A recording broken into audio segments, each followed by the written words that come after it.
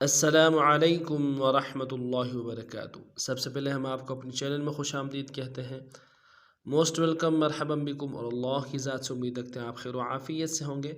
आज का जो हमारा सबक है सूरतुल बक़रा, कुरान की दूसरी सूरत, पारा नंबर 2, आयत नंबर 237 मुकम्मल 237।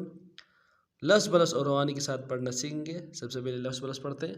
अऊज़ु बिल्लाहि मिनश शैतानिर रजीम, बिस्मिल्लाहिर्रहमानिर्रहीम।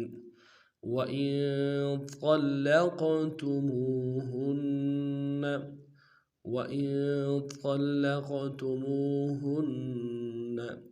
मिन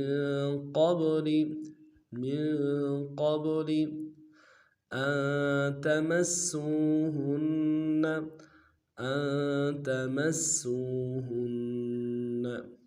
وإن طلقتموهن من قبل أن تمسوهن وقد فرضتم لهن فريضة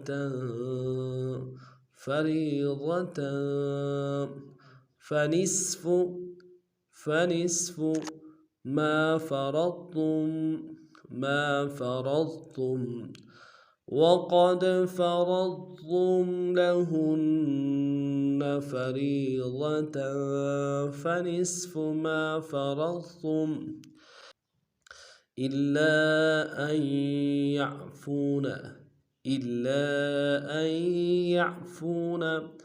أو يعفو الذي بيده عقدة النكاح إلا أن يعفون أو يعفو الذي بيده عقدة النكاح وأن تعفوا أقرب للتقوى وأن تعفوا أقرب للتقوى ولا تنسوا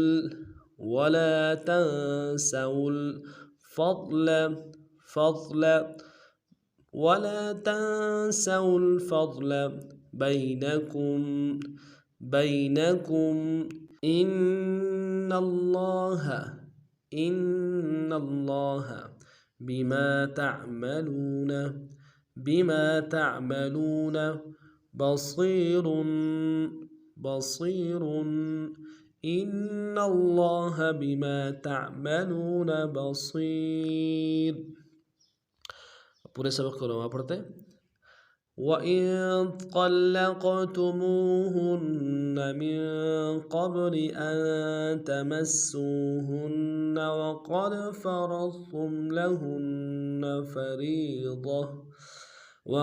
فرضتم لهن فريضة فنصف ما فرضتم إلا أن يعفون أو يعفو الذي بيده عقدة النكاح وأن تعفوا أقرب للتقوى ولا تنسوا الفضل بينكم إن الله بما تعملون बसीर।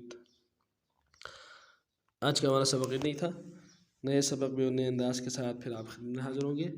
तब तक के लिए अस्सलामु अलैकुम व रहमतुल्लाहि व बरकातुहू।